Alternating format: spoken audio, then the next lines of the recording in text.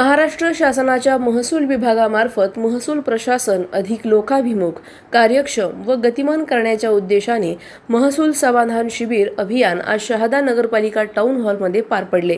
शहादा तालुक्यात मंडळनिहाय विशेष शिबिरांचे आयोजन करण्यात आले। या अभियानातून नागरिकांच्या विविध महसुली व शासकीय योजनांशी संबंधित समस्या तातडीने सोडवण्यावर भर देण्यात येणार आहे। या अभियानाअंतर्गत संजय गांधी विभागाचे आदेश वाटप, ॲग्रिस्टॅक व PM किसान योजनांशी संबंधित दुरुस्ती, फेरफार प्रकरणांचा निपटारा, 7-12 व 8 उतार्यांचे वाटप, विविध दाखले वितरण, नवीन रेशन कार्ड वाटप, रेशन कार्डातील नाव कमी जास्त करणे, आधार कार्ड KYC, प्राधान्य लाभधारकांना लाभ वितरण आदी सेवा नागरिकांना एकाच ठिकाणी उपलब्ध करून देण्यात येणार आहेत। तसेच महिला व बालविकास विभाग, कृषी विभाग, पंचायत समिती, आरोग्य तपासणी शिबिर तसेच सिकल सेल जनजागृती व तपासणी यांचाही समावेश करण्यात आला आहे। नागरिकांना शासनाच्या विविध योजनांची माहिती देऊन मार्गदर्शन करण्यात येणार असल्याने या शिबिरांना मोठा प्रतिसाद मिळाला आहे। मंडळनिहाय शिबिरांचे वेळापत्रक पुढीलप्रमाणे: कार्यक्रम झालेले ठिकाण: वडाळी 7 मार्च 2026, मोहिदे 14 मार्च 2026, म्हसावद 20 मार्च 2026, ब्राह्मणपुरी 27 मार्च 2026, कलसाडी 2 एप्रिल 2026, मंदाना 10 एप्रिल 2026, अस्लाद 17 एप्रिल 2026, सारंगखेडा 24 एप्रिल 2026, शहादा 8 मे 2026, प्रकाशा 15 मे 2026।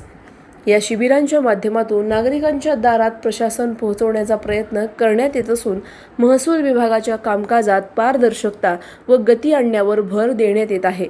या कार्यक्रमांना जिल्हाधिकारी मिताली सेठी, प्रांताधिकारी नामदेव पारिक, तहसीलदार संभाजी पाटील, नगराध्यक्ष अभिजित पाटील यांच्यासह विविध विभागांचे अधिकारी उपस्थित होते। महसूल प्रशासन व नागरिक यांच्यातील समन्वय अधिक मजबूत करण्यासाठी हे अभियान महत्त्वपूर्ण ठरणार असल्याचे प्रशासनाकडून सांगण्यात आले। सलाउद्दीन लोहार, नंदुरबार, न्यूज 24। शासनातर्फे जे छत्रपती शिवाजी महाराज समाधान शिबिरचं आयोजन शहादामध्ये केलंय, त्याच्यामध्ये येऊन भरपूर गोष्टी मला पण समजली, लोकांची प्रॉब्लेम्स बद्दल त्याच्यासोबत संवाद साधता आला। एक इन्स्ट्रक्शन जे इथे मी दिली आहे की ज्यांना त्यांची काही कंप्लेंट आहे आणि जे लोक आता लिहू शकत नाही किंवा कागदावर त्यांना थोडी प्रॉब्लेम येते कंप्लेंट करण्यासाठी, त्यांच्यासाठी 2 स्क्राईब 2 लोक बसवले इथे, ज्यांना ती कंप्लेंट लिहिता पण येईल त्यांच्यासाठी।